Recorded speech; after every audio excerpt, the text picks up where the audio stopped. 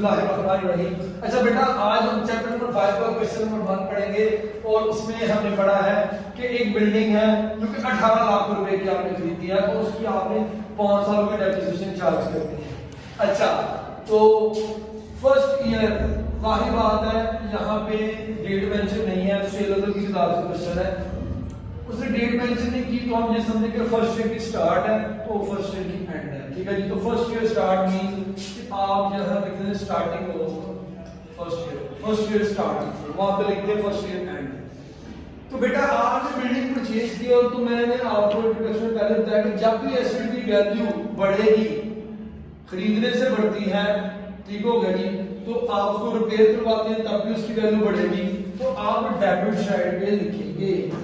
और जब एसेट की वैल्यू कम होगी तो ऑब्वियसली आपने यूटिलाइज किया, हमें डेप्रिसिएशन को सीखा, डेप्रिसिएशन किन किन रीजंस किन कॉजेस की वजह से डेप्रिसिएशन चार्ज करनी पड़ती है, तो हम उसको क्रेडिट साइड पे डेप्रिसिएशन के नाम से लिखेंगे।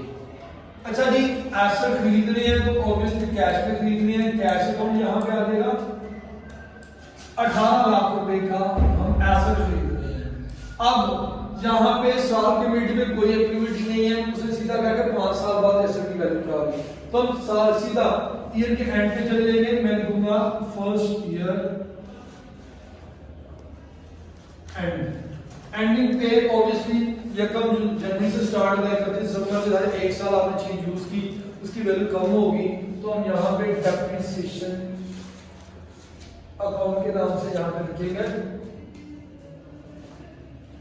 अब उसकी वर्किंग कैसे करेंगे, उसने हमें 5% डेप्रिसिएशन रेट दे दिया है।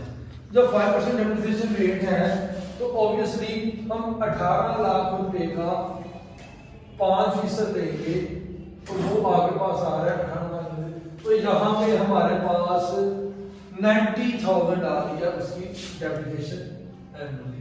ये 9,000 यानी कि उसकी वैल्यू कम हो गई है, तो अगर जब 9,000 कम हो गई है तो हम देखेंगे कि अगले साल के लिए हमारे पास उस एसेट की वैल्यू क्या बचती है।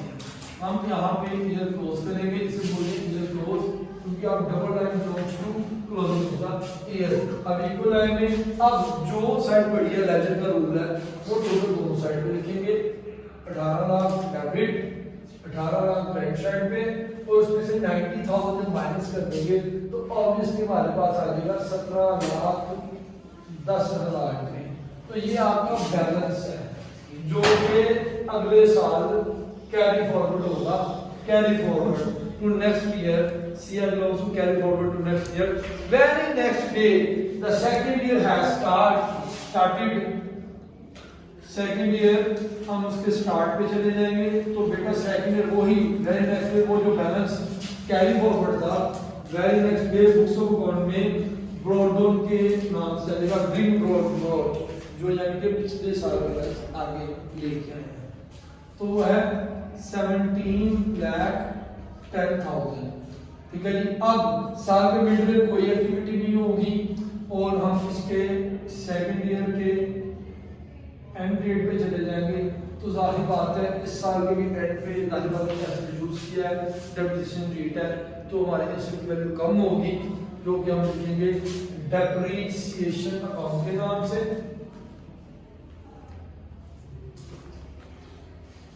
अब सेम एज इट इज हम यहाँ पे वर्किंग करेंगे, 18 लाख का 5% और सेम 90,000। अब यहाँ पे मैं क्यों 90,000 लिए, क्योंकि यहाँ पर उसने कहा हुआ है calculate the value of asset and calculate the depreciation with the straight line method. आपने जो डेप्रिसिएशन कैलकुलेट करनी है तो स्ट्रेट लाइन मेथड है, हम दो मेथड डिस्कस किए थे इंट्रोडक्शन में, एक स्ट्रेट लाइन मेथड है और एक रिटर्न डाउन वैल्यू मेथड है। तो उसने स्ट्रेट लाइन मेथड की बात की है, तो स्ट्रेट लाइन मेथड में हर साल आपकी जो एसेट की वैल्यू वो सेम आती है, वो चेंज नहीं होती। इसका नाम फिक्स्ड इंस्टॉलमेंट मेथड भी है और इसका नाम ओरिजिनल कॉस्ट मेथड भी से कहते हैं। ठीक है जी, तो यहाँ पे हर साल का डेप्रिसिएशन जो उसकी कॉस्ट वैल्यू पे चार्ज होगी, तो हम हर साल जो डेप्रिसिएशन चार्ज करेंगे वो कॉस्ट वैल्यू पे चार्ज करेंगे, 18 लाख पे चार्ज करेंगे और वो सेम ही आएगी 90,000 में। ठीक है जी, अब हम ईयर क्लोज करेंगे, सेकेंड ईयर क्लोज करेंगे, ये टोटल जो बड़ा टोटल है वो दोनों साइड पे आएगा एज पर लेजर रूल। उसमें जब माइनस करेंगे तो आपके पास आ जाएगा 16,20,000 रुपये। ठीक है जी, ये आपका एज इट इज जैसे आपने ऊपर वाले साल में बैलेंस कैरी फॉरवर्ड लिखा, यहाँ पे भी कैरी फॉरवर्ड लिख देंगे 16,20,000। और वेरी नेक्स्ट डे यानी कि थर्ड ईयर के स्टार्ट पे आप क्या लिखेंगे? ऑब्वियसली यहाँ पे लिखेंगे बैलेंस ब्रॉट डाउन और ये आपको आ गया 16,20,000। तो साल के वीडियो में कोई ऐसी एक्टिविटी उसने नहीं बताई हुई तो हम यहाँ पर लिखेंगे third year and. Third year and पे एज इट इज हम सेम यही एक्टिविटी करेंगे जो कि डेप्रिसिएशन अकाउंट के नाम से होगी, डेप्रिसिएशन अकाउंट। और यहाँ पे हम लिखेंगे ₹18 लाख का हम लेंगे 5%। 18 लाख का 5% आता है 90,000। और ऑब्वियसली हम यहाँ पे अकाउंट को क्लोज करेंगे।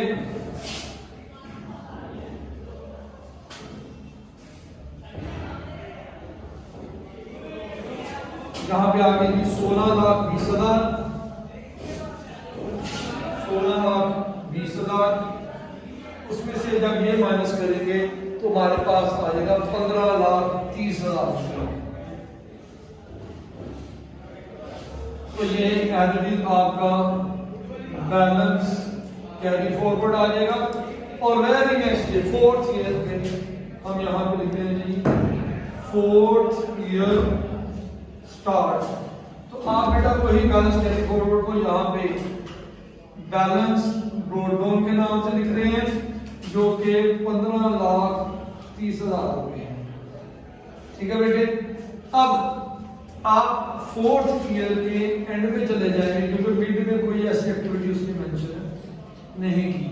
ठीक है, तो फोर्थ ईयर एंड पे हम डेप्रिसिएशन चार्ज कर रहे हैं, डेप्रिसिएशन अकाउंट जो कि ऑब्वियसली सेम उसी वर्किंग के साथ 18 लाख का 5% जो कि आ रहा है 90,000। ठीक है बेटे, तो अब एज दिस ईयर गोज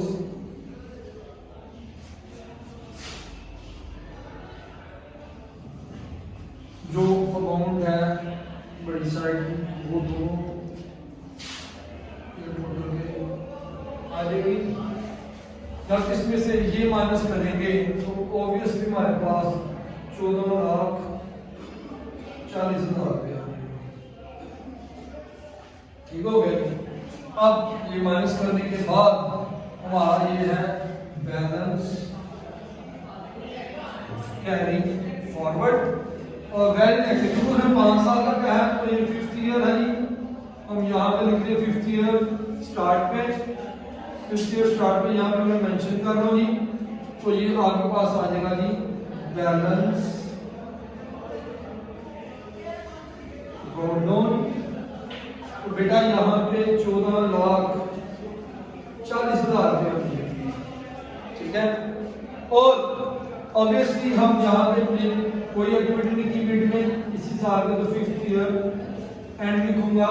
तो हम एज भी जैसे हर साल करते आए हैं डेप्रिसिएशन अकाउंट लिखेंगे। और जैसे मैंने कहा 18 लाख का आप 5%, क्योंकि हमें 5% एक रेट दिया होता है जो हर साल अब 18 लाख का 5% जो आ रहा है वो एज इट इज 90,000 आ रहा है। अब ईयर क्लोज करेंगे। ईयर क्लोज करने के बाद एज इट इज वही प्रीवियस एक्टिविटी 14,40,000, 14,40,000 ये माइनस करेंगे तो आपके पास आ जाएगा 13,50,000। तो ये आपको आ जाएगा बैलेंस कैरी फॉरवर्ड। बेटा उसने 5 साल का कहा था, अगर वो 8 साल 10 साल का कहता तो एज इट इज हम उसको वैल्यू को कम करते चले जाते हैं। अब उसने 5 साल का कहा था, 5 साल का उसने मेंशन नहीं किया कि हमने एसेट को बेच दिया है या एसेट डिस्पोज ऑफ हो गया है खराब होने की वजह से, ऐसी कोई बात नहीं की। तो हम उसे ये शो करवाएंगे कि वैल्यू जो 6 ईयर है उसके स्टार्ट हमारे पास ये बैलेंस बचता है और सवाल को हम वहां पे छोड़ देंगे। तो ये बैलेंस निकला और 6 ईयर के स्टार्ट पे ये बैलेंस में लिखूंगा 6 ईयर स्टार्ट। तो यहाँ पे सिर्फ बैलेंस के सवाल छोड़ दिया जाएगा कि छठे साल के स्टार्ट में जो बैलेंस हमारे पास बचा है वो बचा है 13,50,000 और यही बेसिकली आपका आंसर है। बेटा आज के लिए इतना ही, उम्मीद आपको समझ आई होगी। Thank you very much.